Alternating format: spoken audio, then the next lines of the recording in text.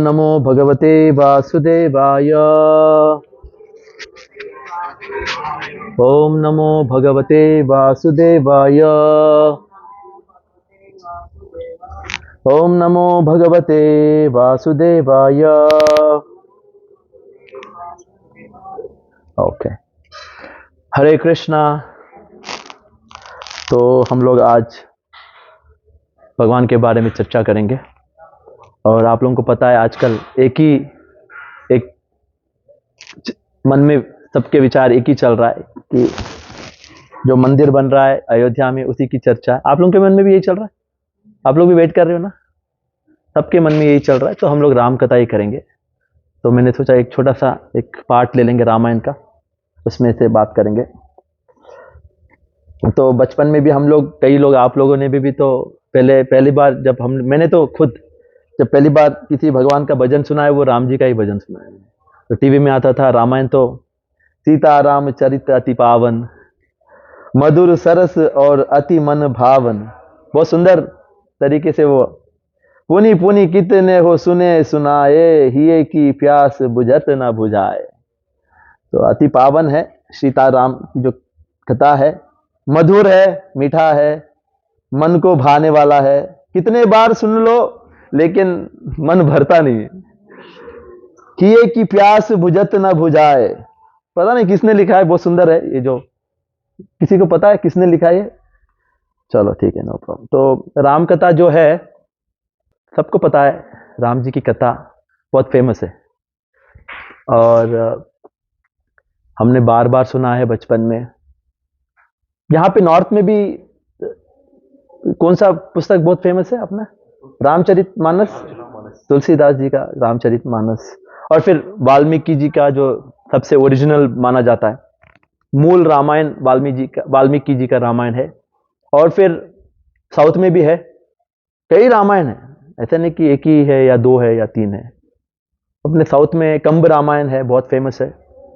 एक कवि थे कंब जी, उन्होंने अपना जो अनुभव भगवान ही देते हैं, साक्षात्कार देते हैं। जो शुद्ध भक्तों को क्या करते हैं भगवान, उनके हृदय में प्रकट होते हैं और उससे रामायण प्रकट होता है उनके मन में। ऐसा नहीं कि रामायण कोई लिख सकता है, रामायण को कोई लिख नहीं सकता। लेकिन जब हम लोग भक्ति में शुद्ध हो जाते हैं तो भगवान क्या करते हैं पता है? भगवान आपके हृदय के अंदर से आपको वो अनुभव देते हैं, साक्षात्कार देते हैं रामायण का। तो उसी तरह जो ओरिजिनल रामायण है हमारा वाल्मीकि जी का रामायण, उनको भी भगवान ने ही अंदर से साक्षात्कार दिया था। और किनकी कृपा से? नारद मुनि की कृपा से हुआ था। नारद मुनि ने उनको कहा था कि आप रामायण की कथा लिखिए, और वाल्मीकि जी ने वो अनुभव को प्रकट किया रामायण के द्वारा। तो इसका मतलब यह है कि रामायण कई हो सकता है, ऐसे नहीं कि एक ही है। वाल्मीकि के रामायण का भी ओरिजिनल है, और फिर तुलसीदास जी का यहाँ ने उन्होंने अपना अनुभव लिखा है, कंब जी ने वहां पे लिखा है अनुभव, हर किसी ने अपना। वाल्मीकि जो रामायण है वास्तव में, मैंने सुना था कि रामायण के कितने श्लोक है पता है आप लोगों को? मैंने एक बड़ी सीनियर भक्त से सुना था, वैष्णव से, कि वाल्मीकि के नहीं, गलत आंसर, ये तो सबको पता है 100 करोड़ सही है आंसर। ये एक 100 करोड़ श्लोकों से बना है ये रामायण। इसको बोलते 1 बिलियन श्लोकास, पता नहीं 100 करोड़ ही होगा इसका मतलब है 1 बिलियन। लेकिन ये रामायण कहां पे है? ये है स्वर्गलोक में है। कहा जाता है कि स्वर्ग में इस रामायण को रखा है। बहुत सुंदर बात है ना। लेकिन जब हम लोग हमें जब इस धरती पे जब हमें रामायण मिला तो वाल्मीकि ऋषि के द्वारा हमें 24,000 श्लोकों के द्वारा रामायण की प्राप्ति हुई है। 24,000 ही ज्यादा हमारे लिए। हर किसी ने अपना अपना, भक्तों ने अपना अनुभव को प्रकट किया है रामायण के द्वारा। हर जो शास्त्र है, हर शास्त्र भगवान से ही उत्पन्न होता है, क्योंकि रामायण भी नित्य है। आप सोच रहे कि रामायण हो गया त्रेता युग में, युग तो परिवर्तन होते रहते हैं, जैसे कि रात दिन, उसी तरह युग बदलते रहते हैं। अभी हम लोग कलयुग में है, कोई और सृष्टि में त्रेता युग चल रहा है, वहां पे क्या चल रहा है? फिर त्रेता युग में फिर से वहां पे राम जी का रामायण चल रहा है, और वहां भी क्या? रावण का संहार चल रहा है। इसका मतलब है एक साइकिल है ये। ये नित्य लीला है भगवान की, जहां पे लीला करते रहते हैं। और तो हमें इस तरह से समझना है। ओके, तो कंब रामायण मैंने थोड़ा सा पढ़ा था, मैंने सुना भी था, जो तमिल में है कंब रामायण। कंब रामायण, जब कंब जो कवि है, वो एक, जैसे कि वाल्मीकि बड़े भक्त है और बड़े ही विद्वान है, स्कॉलर है, ऋषि है, योगी है, सब कुछ है, तो उन्होंने वाल्मीकि रामायण लिखा था। और कंब जी एक साधारण भक्त थे और कवि भी थे उन्हें, तो उन्होंने जब रामायण को लिखा था तो उन्होंने पहले प्रणाम करते हैं, और किनको प्रणाम करते हैं? वाल्मीकि को। मैं आपका जो वाल्मीकि रामायण, उसके आधार पे मैं अपना अनुभव दे रहा हूं। तो उन्होंने अपना कंब रामायण, याद रखना कंब रामायण, जैसे कि वाल्मीकि रामायण, तुलसीदास रामायण और कंब रामायण। तो प्रणाम करते हैं वाल्मीकि को और बोलते हैं कि आपके वाल्मीकि रामायण के आधार पे मैं लिख रहा हूं। और उन्होंने बहुत सुंदर तरीके से वर्णन किया है रामायण को। जैसे कि वाल्मीकि रामायण में आपको कविताएं नहीं मिलेंगी, आपको एक संभाषण चलते रहेगी, स्टोरी।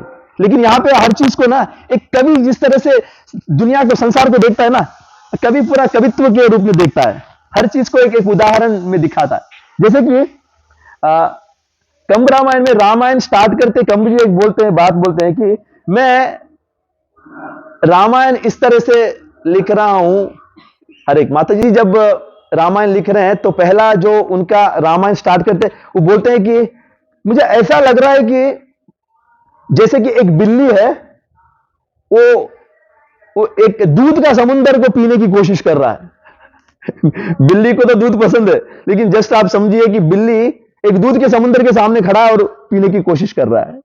उसको लगेगा कि यह असंभव है मेरे लिए, है ना। तो बोल रहे कि मैं जब ये रामायण लिखने की कोशिश कर रहा हूं, मुझे ऐसा प्रतीत होता है कि ये एक सागर है, ये मेरे बस की बात नहीं, उसको मैं कोशिश कर रहा हूं, उसको एक प्रयत्न कर रहा हूं। तो देखो कवि का हृदय कैसा है, कवित्व के रूप में एक तरीके से सब बोल रहे।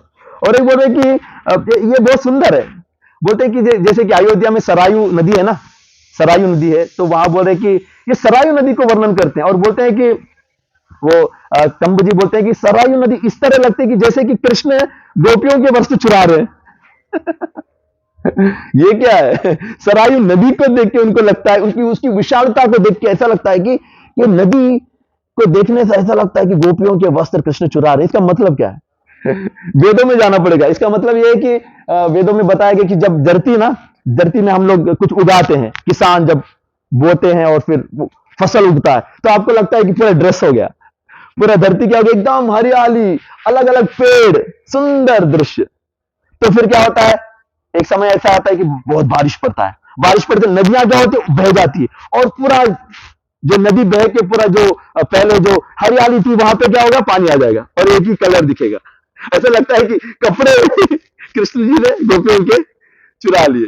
तो वो है अपने कंब जी का एक दृष्टिकोण, उनका कवि का दृष्टिकोण, ऐसे बता रहे।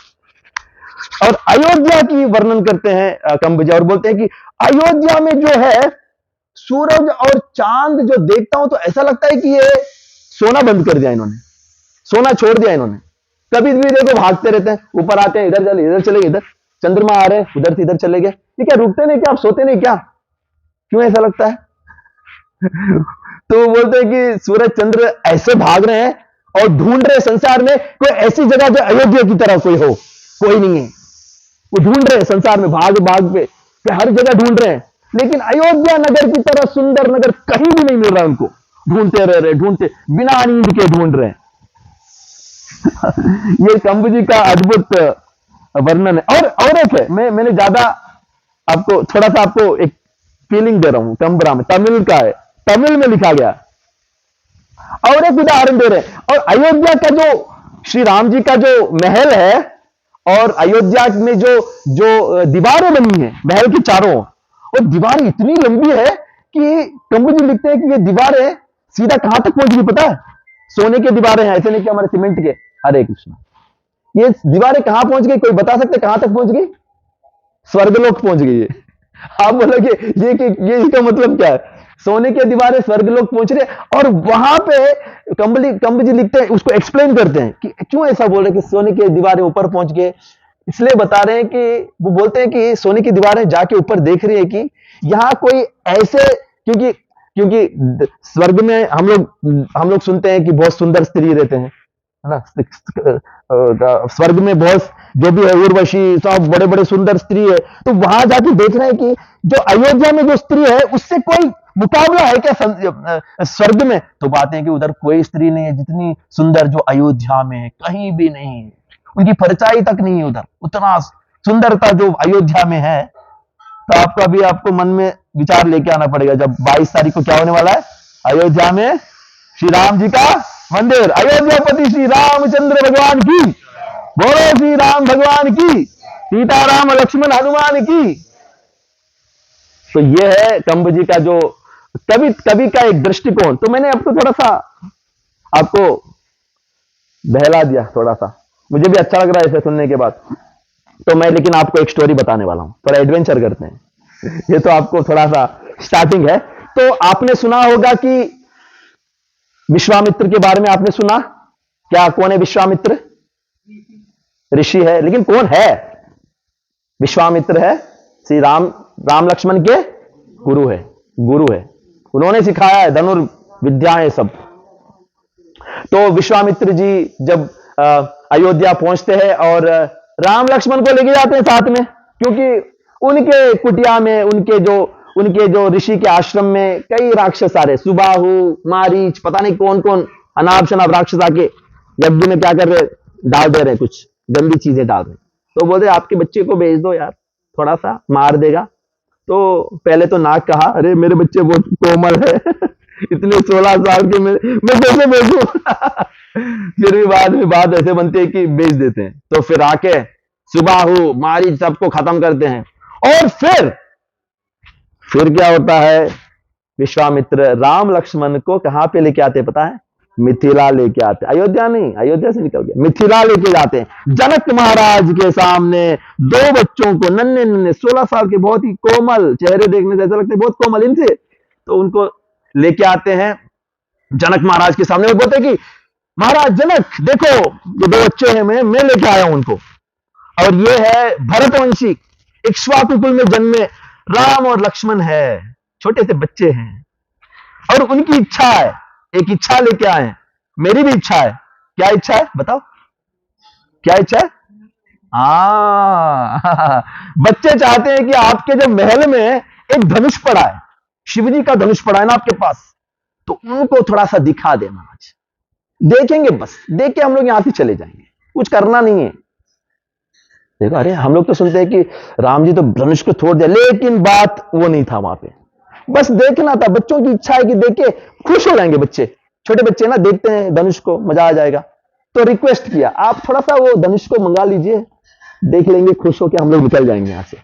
एक बात तक नहीं आई कि हम लोग यहां पे आए हैं, हम लोग, मैं जो गुरु है ना, गुरु है, कौन गुरु? अपने विश्वामित्र गुरु है।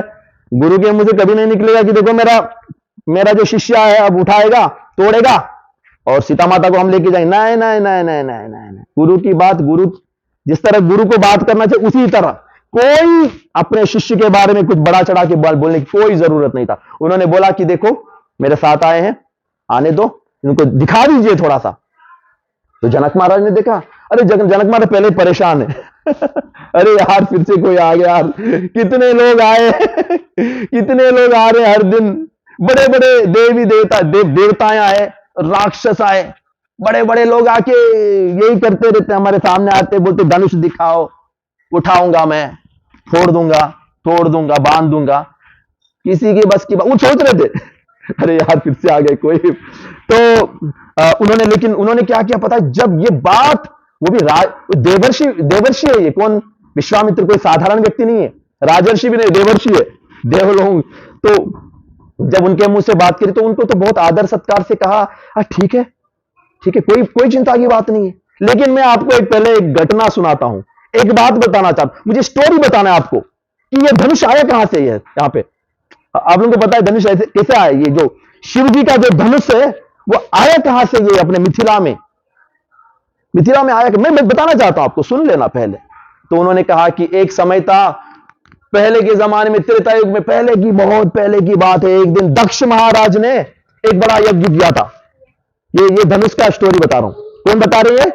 ये बता रहे हैं विश्वामित्र को जनक महाराज बता रहे हैं कि देखो ये धनुष का स्टोरी है। एक टाइम में दक्ष प्रजापति ने बड़ा यज्ञ किया था और उस यज्ञ में सारे लोगों को बुलाया, संसार में बड़े बड़े देवताओं को सारे, लेकिन एक व्यक्ति को नहीं बुलाया।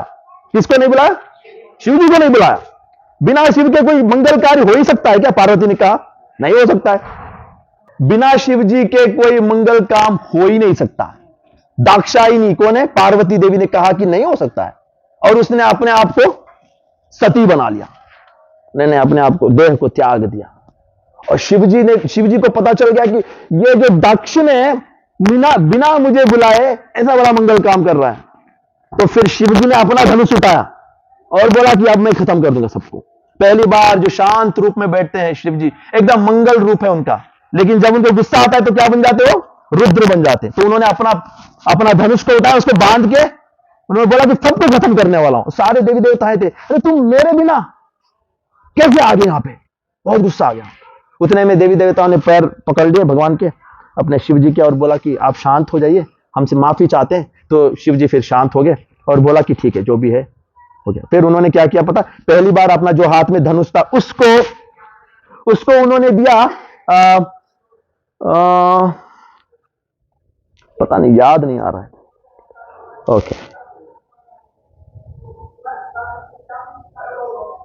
ओके, तो जनक महाराज के वंशी कोई है, मुझे याद नहीं आ रहा नाम। देवव्रत जो पिछले जो जनक महाराज के पूर्व वंश है ना, उनमें एक बड़े सा राजा थे देवव्रत। उनके हाथ में सौंप दिया, तुम रखो इसको, ये धनुष को। शिव जी ने उस समय दिया। तो उन्होंने अपने वो धनुष को लेके आके यहां पे अपने जनक महाराज की मिथिला में रखा। और जब धनुष मिला था उसको, वो साधारण धनुष नहीं है, वो शिव जी का धनुष है। तो जब उसको एक बड़ा सा पेटी बनाया उन्होंने, देवव्रत ने एक बड़ा पेटी, ऐसा बड़ा पेटी, और उसमें उसको रख दिया। और उन्होंने उसको, वो जो पेटी था उसको उठाने के लिए लोग, कितने लोगों की जरूरत पड़ी पता है आप लोगों को? कितने लोगों की? 5000 लोग उसको पहियों के साथ, पहिए जब रखते तो ढकलना आसान है, उठाना मुश्किल है। तो पहिए 8 पहिए बनाए और बड़ा सा, उसको एक मंजूषा बोलते हैं, मंजूषा, उसमें रख दिया। जैसे कि हम लोग अच्छी चीजों को रखते हैं ना, उसमें रख दिया। और उसको लेके आके मिथिला में एक जगह पे रख के उसका हर दिन पूजा होता था, पुष्पों के साथ, धूप के साथ। तो एक परंपरा बन गई मिथिला में, जनक महाराज के कुल में परंपरा बन गई कि ये धनुष है, और उसके बाद उनकी पूजा चल रही है। लेकिन यहां महाराज जनक के फिर बोलते हैं कि फिर उसके बाद एक घटना घटी। ये जब आ गई, धनुष आ गया, लेकिन उसके बाद एक अद्भुत घटना घटी जनक महाराज के जो अपने उनके साम्राज्य में। क्या घटी? कोई बता सकता है क्या घटी? एक दिन जब महाराज जनक एक बड़ा यज्ञ की तैयारी में थे, उन्होंने क्या किया, बड़े से खेत पे वो हल चला रहे थे शुद्ध करने के लिए। तो उस दिन उनके हल के जो ऊपरी भाग से लग के एक सुंदर कन्या, छोटी सी बालिका प्रत्यक्ष हो गई वहां पे उनके सामने। और देखा तो अरे यार ये अद्भुत है। देखा, उसको उठा लिया, और फिर स्वाभाविक रूप से उनका नाम क्या पड़ा? सीता देवी। सीता देवी का मतलब है, सीता का मतलब है जो हल्के चोट से लग के जो ऊपर आता है ना, उसको सीता बोलते हैं, जितना मैंने सुना है। तो उनको प्रकट हो गया, यार देख के अद्भुत है, अयोनिजा इसका नाम। उनको बोला अयोनिजा, जो योनि से, गर्भ से जन्म नहीं लिया जिसने। और वीर्य शुल्का, सीता देवी को उन्होंने कहा वीर्य शुल्का। इसका मतलब है, वीर्य शुल्क का मतलब यह है कि सीता देवी को अगर कोई पाना चाहता है, अगर कोई उनको अपनी पत्नी बनाना चाहता, तो उनको अपनी वीरता से उनको जीतना पड़ेगा। वीर्य शुल्क का मतलब टैक्स बोलते ना, टैक्स भरना पड़ेगा आपको। ऐसा वैसा राजा को जनक महाराज नहीं देना चाहते। वीर्य शुल्क, ऐसा वीर, ऐसा शूर। ऐसा नहीं कि एक छोटा सा राज्य है, आपका सैनिक है, आप बड़े महारथी हो, अतिरथी हो, या वो रथी। नहीं, आपको ऐसा काम करना पड़ेगा जो असंभव है। ऐसे व्यक्ति को ही मैं दूंगा। तो वो क्या है कि उनके घर पे क्या है? शिव जी का धनुष है। उसको उठाना पड़ेगा, उसको बांधना पड़ेगा, उसी व्यक्ति को। उन्हें कंडीशन रख दिया। देखा, मैंने ये कंडीशन बनाया, मेरी जो पुत्री है। लेकिन जनक महाराज की असली और एक पुत्री भी हुई इसके बाद, सीता देवी के बाद एक पुत्री थी, उनका नाम है उर्मिला, उर्मिला कहते हैं। लेकिन तो उन्होंने ये कंडीशन रखा और फिर इतना बोला, किनको बोला, किनको बोल रहे महा स्टोरी, किनको बोल रहे, विश्वामित्र। और वहां पे कौन है, दो बच्चे हैं, राम और लक्ष्मण खड़े हैं और विश्वामित्र वहां पे है। तो उन्होंने बोला और फिर बोलने के बाद बोला कि तो विश्वामित्र ने सुना, अरे ये सब क्यों बोल रहे हो यार, मैंने तो आपको तो बोला था कि थोड़ा सा दिखा दो यार, बच्चे हैं देख लेंगे खुश हो जाएंगे, इतना बुरा स्टोरी। तो फिर क्योंकि एक पॉइंट था कि ये जो अपने जनक महाराज के मन में एक भावना थी। प्रॉब्लम ये है कि ये क्यों बोल रहे पता है, एक भावना थी कि अरे बड़े बड़े देवताएं आके गए, बड़े बड़े राक्षस आके गए, और उनके मन में भावना थी कि ये छोटे मोटे बालक आप जो लेके आए हो, उनके मन की बात बोला नहीं उन्होंने, बोला नहीं। कि बोलते तो अगर बड़ी बात हो जाती है ना, क्योंकि कौन है उनके साथ, किनके शिष्य ये, विश्वामित्र के, विश्वामित्र से पंगा नहीं हो सकता है, नहीं हो सकता है। तो उन्होंने सोच रहे, उनको किनको पता है, विश्वामित्र को पता है, इसलिए तोल मोल के बोल रहे हैं इनको। क्योंकि ना अगर ऐसा ना हो कि निरादर हो जाए बातों में, हो सकता है ना, निरादर हो सकता है ना, इन्होंने कुछ बोल दिया तो अगर विश्वामित्र ने बोल दिया कि देखो मैं लेके आया हूं दो बालकों को, अब ये राम उठाएगा तोड़ेगा धनुष, तो इनको लगे अगर ऐसा बोल दिया, सोचो अगर विश्वामित्र ने ये बात बोल दिया होता कि देखो मैं जिनको लेके आया वो तोड़ देंगे, अब तो इनके मन में क्या आता विचार, इनके मन में, जनक महाराज के मन में क्या आता, ऐसा बोलते तो क्या होता, गलती से तो क्या होता, हंस देते, हंस देते ना, अरे यार आप ऐसे बोल रहे हो सकता है ना कि वो बहुत उसको एक जोक की तरह ले ले, क्योंकि बड़े बड़े देवताएं आके यहाँ, उन्होंने बड़े बड़े असुर आगे ट्राई करे, आपको लगता है कि आपके जो छोटे बच्चे नन्हे वो छोड़ देंगे, तो इसलिए उन्होंने बहुत उनको चांस ही नहीं दिया ऐसा बात बोलने का। उन्होंने बोला कि बच्चे हैं देखना चाहते देखने दो।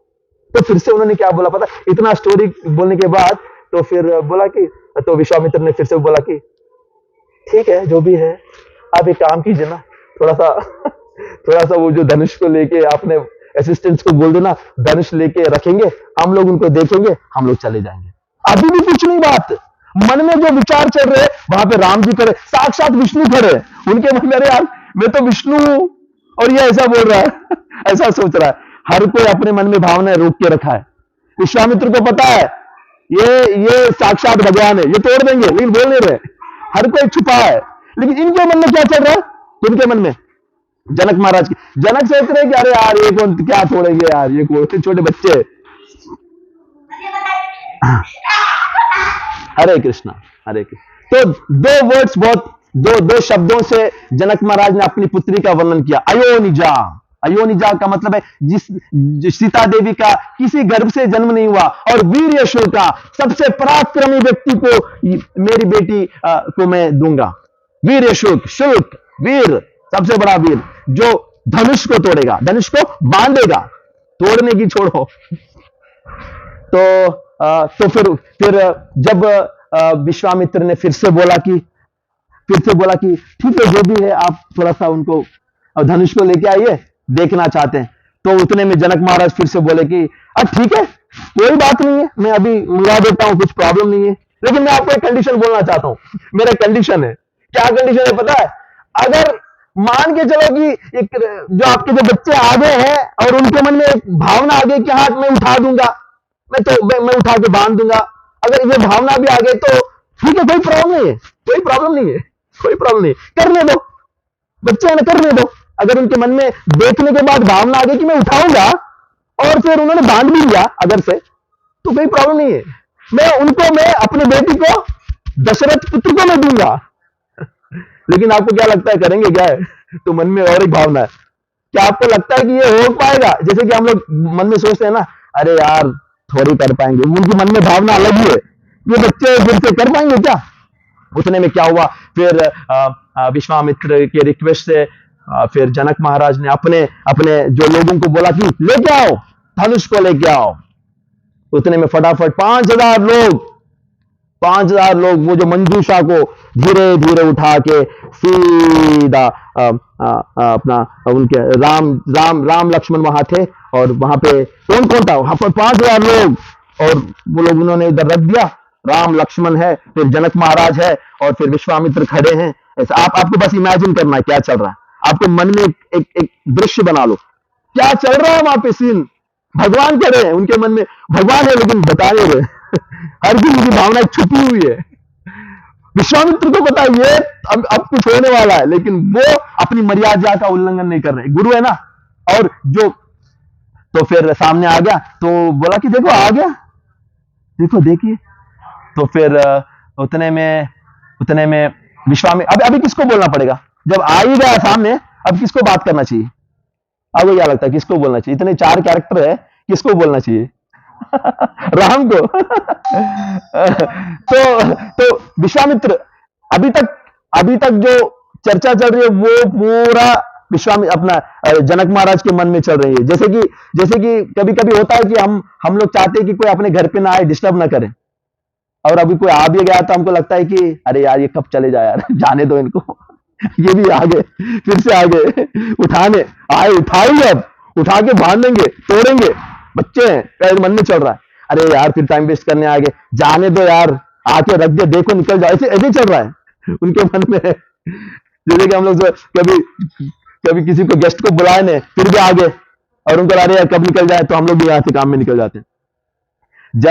तो फिर क्या हो गया, तो जब मंजूषा सामने था, और फिर विश्वामित्र जी ने बोला, गुरु को बोलना पड़ा कि उन्होंने देखा, राम को देखा, और राम जी को देख के उन्होंने बोला, हे बस देखना चाहते ना, देखो आया है, देखो बस।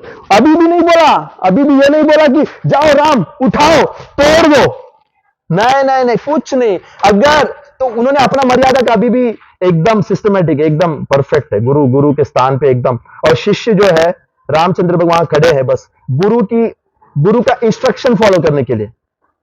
विश्वामित्र ने बोला आप देखना चाहते थे ना, आप देखो। तो उतने में राम जी पास चले गए, और उन्होंने अपना उस मंजूषा को उठाया, बॉक्स को खोलते अंदर क्या था अंदर? शिव का धनुष था। किस तरह दिख रहा था पता है? वाल्मीकि लिखते हैं कि जैसे कि एक बड़ा सांप सोया पड़ा है, ऐसा बड़ा बहुत विशाल सांप सोया है। जब उनको राम जी ने उसको देखा, तो छोटे बच्चे है ना, 16 साल के बच्चे, अरे उन्होंने देखा, और उन्होंने अपने विश्वामित्र को ऐसा पलट के देखा, गुरुवर मुझे इसको देखने से बहुत अच्छा लग रहा है, ऐसा लग रहा है कि पता नहीं हिंदी में मैं बोल नहीं पा रहा हूं, इसको देख के ऐसा लग रहा है कि मैं इसको छू लूं क्या? मैं इसको गुरु को पूछ रहे हैं, उनका आदेश का, क्योंकि ना गुरु का कृपा से ही हो सकता है। मुझे ऐसा लगता है कि इसको देखने से बहुत अच्छा अनुभव आ रहा है, मुझे लग रहा है कि मैं इसको छू के उसको उठा के बांध दूं। तो अब किसको बोलना पड़ेगा? वो वहां पे जनक महाराज देख रहे, अरे यार ये क्या हो रहा है, छुएगा? नहीं, वो अभी नहीं बोल रहे। विश्वामित्र को इंडिकेशन दे रहे राम जी कि मैं इसको छू सकता हूं क्या? इतना अद्भुत लग रहा है, मुझे ऐसा बहुत प्यारा लग रहा है, इसको मैं छूता हूं थोड़ा। तो उतने में विश्वामित्र को लगा कि अरे ये तो मेरा स्टूडेंट बहुत उत्साहित हो गया, इसको तो अब एनकरेज करूंगा, अब उठाओ करो चलो। तो उतने में उन्हें राम जी ने उनका कृपा, तथास्तु करना है करो। तो गुरु का आदेश मिल गया, भगवान को मिल गया, और उन्होंने एक हाथ से ऐसे उठाया जैसे कि ऐसे कोई हल्की सी चीज, पता ही नहीं कि उठाया किसी चीज को, उतने नजाकत से उठाया। उठाते ही उन्होंने क्या किया उसको, नहीं उससे पहले एक बात होता है, आपको पता है क्या होता है?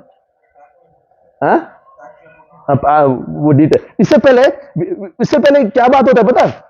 मैं बोलना भूल गया आपको, ये बहुत इंपॉर्टेंट पॉइंट था। जब जनक महाराज ने देखा राम जी, विश्वामित्र ने बोला नहीं कि देखो, उससे पहले जनक महाराज ने जब, हरे कृष्णा प्रभु आइए, वो जो मंजूषा सामने था, तो जनक महाराज ने बोला कि देखो आ गया है मंजूषा में, अब ये जो धनुष आ गया है, और वो क्या बोलने लगे पता है? आ गया ना, अब क्या जो आप लोग जो है उसको उठाएंगे क्या? उठा पाओगे क्या? जैसे एक होता ना किसी को छेड़ना, अंदर से एक छेड़खानी हो रहा है, क्या ऐसा हो सकता है कि आप इसको छू के उठाओगे? उठा भी पाओगे क्या इसको?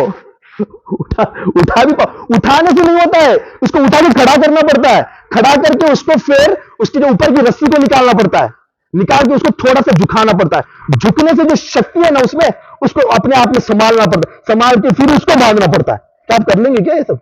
अरे यार छोड़ो यार नहीं होगा। एक मजाक है अंदर, ऐसा लग रहा है, क्योंकि वो एक जो जनक महाराज ने कई लोगों को देखा, आप ये कर पाओगे क्या? उसको उठा के सीधा रख के, उसको जैसे कि प्रभु ने बोला, उसको पैरों से उसको जकड़ के, फिर उसको थोड़ा बेंड करके, फिर उसको रस्सी से बांध के, कर पाओगे क्या?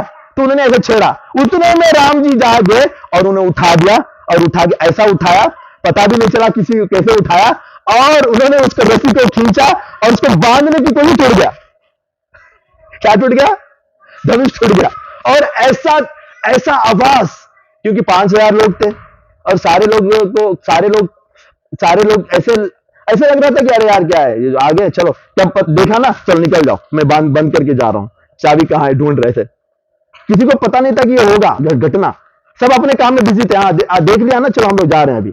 उतने में राम जी ने उठाया, तोड़ दिया, और सारे लोग जो 5000 लोग थे वहीं बेहोश, उसकी आवाज सुन के। और 4 लोग ही होश में अभी। कौन कौन? एक विश्वामित्र, एक जनक महाराज है, और एक राम है, लक्ष्मण है। ये चारों लोग खड़े, उतने में हाथ में धनुष टूट गया है, और इतनी भयंकर आवाज, जैसे कि बोलते हैं ना, क्या बोलते, थंडर को क्या बोलते हैं हिंदी में? थंडर, बिजली की आवाज, कड़कने की, वो भी एकदम भयंकर आवाज, लोग बेहोश हो गए, 5000 लोग।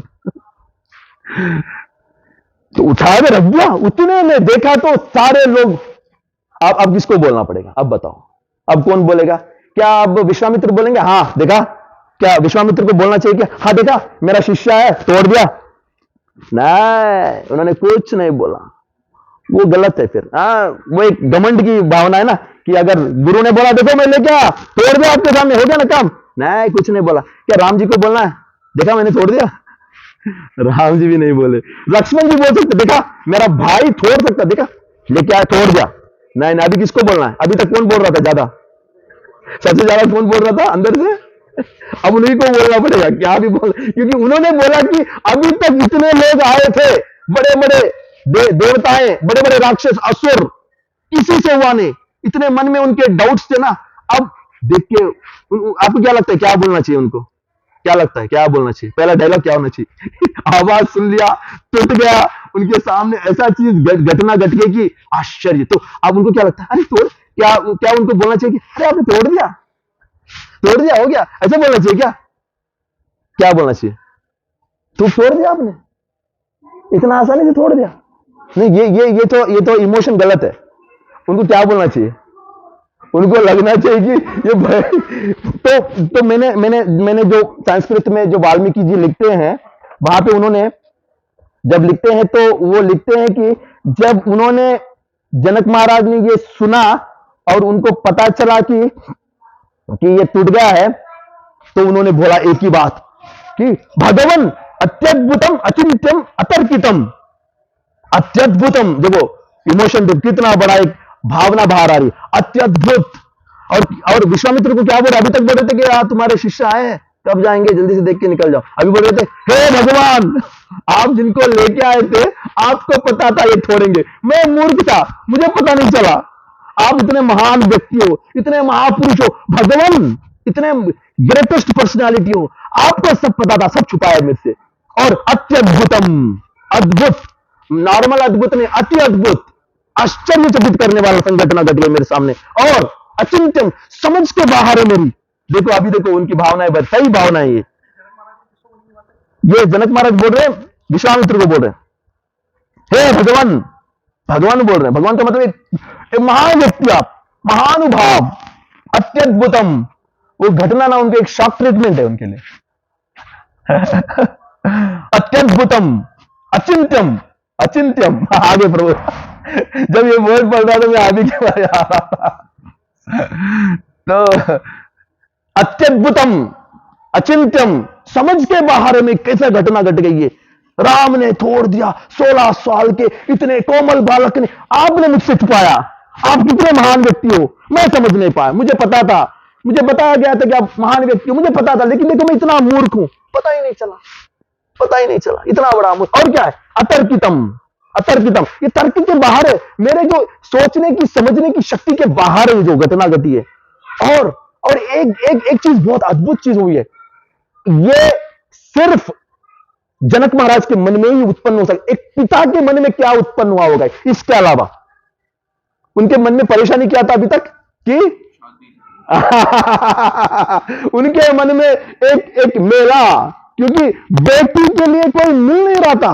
अरे यार मिल गया, पकड़ो उसको पकड़ो, भरतवंशी इक्ष्वाकु कुल में जन्मा। अरे यार मैं कितना भाग्यशाली, मेरी जो पुत्री है इतनी लाडली है, इतनी सुकुमारी है, इतनी प्यारी है, इतनी कोमल है, इसके लिए मैं ढूंढ ढूंढ के थक गया, मुझे कोई नहीं मिला, आप मिल गए, कितना भाग्यशाली हूं मैं, कोई भरतवंशी मिले वो एक्सप्लेन करने के लिए। क्योंकि एक पिता का जो हृदय ना, जिसको सीता माता को कोई मिल ही नहीं रहा है, बड़े बड़े देवी देवता है, प्रयास कर लिया, किसी से नहीं हो, देखते रामचंद्र को देख के उनका दिल भर गया। पिता का बना, आप ही सोचो, आप पिता है और आपकी बेटी है और आप इतना प्रयास लगा रहे हो, धनुष को छुड़वाने के लिए लगे हो, कोई मिल ही नहीं रहा है। तो उस तरह से दशरथ महाराज को उन्होंने बहुत वर्णन किया, भरतवंशी को, इक्ष्वाकु कुल को उन्होंने वर्णन किया, और उन्होंने सोचा कि हमारी वंश की प्रतिष्ठा जो है, ये जो श्री राम जी के साथ जो सीता का विवाह होगा, ये सबसे अद्भुत है। और उस तरह से जनक महाराज ने अपना जो भावनाओं को प्रकट किया, जब रामचंद्र जी ने उसको ऐसे उठाया, आपको बस सोचना है इसके बारे में, मन में विचार लेके आना, ऐसे उठाया जैसे कि हल्का कोई चीज उठाए ही नहीं, उठा के जब बांध दिया, बांध के टूट गया, वो तो टूट गया। तो बहुत सुंदर वर्णन है जो ये जो मैंने सोचा कि इसी को आपको एक दृश्य के रूप में, आपको ऐसे एक हमारे मन में एक स्ट्रॉन्ग इमोशन बनना चाहिए। तो ये एक छोटा सा पार्ट मैंने आपको सुनाया, कितना अद्भुत है ना राम की कथा। सीताराम चरित अति पावन, मधुर सरस, इसके बाद अतुलित मन भावन, और क्या इसके बाद, बहुत सुंदर, ये बचपन का पहला भजन है मेरा। पुनी पुनी कितने ओ सुने सुनाए, ये की प्यास बुझत न बुझाए। तो हमारे जीवन की सबसे बड़ी एक इन्वेस्टमेंट है रामायण।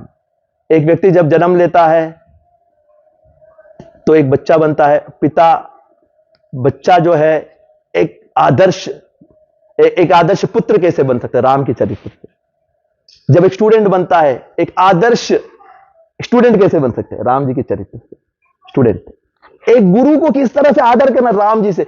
एक सिटीजन, एक पति, हर कोई एस्पेक्ट राम जी से ही सीख सकते हैं हम लोग। अगर आपके लाइफ में राम जी नहीं है, एक कोई बच्चा है जो पैदा हुआ है भारतवर्ष में या कहीं भी दुनिया में, अगर उसको एक व्यक्ति बनना है, मनुष्य बनना है, रामचरित्र, रामायण से। बस स्कूल में तो नहीं है आजकल, तो आपको पढ़ाना पड़ेगा बच्चों को घर पे, नहीं तो वो एक लक्षण व्यक्ति नहीं बनेंगे। वो कई भक्त है जो रामायण कितना प्रसिद्ध है। मैंने एक इंटरेस्टिंग चीज बता के मैं आप स्टॉप कर दूंगा। एक आलवार थे तमिलनाडु में, उनका नाम है कुलशेखर आलवार। कुलशेखर आलवार बहुत बड़े राजा थे। तो राम कथा सुनने में उनकी इतनी श्रद्धा, उनकी इतनी भक्ति, इतना प्रेम की हर दिन किसी ना किसी को आके राजा सिंहासन पे बैठेंगे, इनको राम कथा सुनाना है। और ये बहुत भावुक भी है, ऐसे नहीं कि सुन रहे, ये अगर आपने इसको थोड़ा इमोशन बना दिया ना, ये रो पड़ेंगे, कुछ भी कर लेंगे, भावुक है। तो एक पंडित आके हर दिन उनको राम कथा सुनाते थे। तो वो पंडित को पता था कि देखो इनको थोड़ा सा संभाल के बोलना है, क्योंकि रामायण में ऐसी चीजें हैं जो थोड़ा इमोशनल है। तो राम जी सुन के भावुक हो जाते, वो कुछ भी होते। तो एक दिन क्या हुआ पता, ऐसे कहानी सुनाते, एक दिन पंडित जी नहीं आ पाए अपने राजा के पास, तो अपने बेटे को भेज दिया।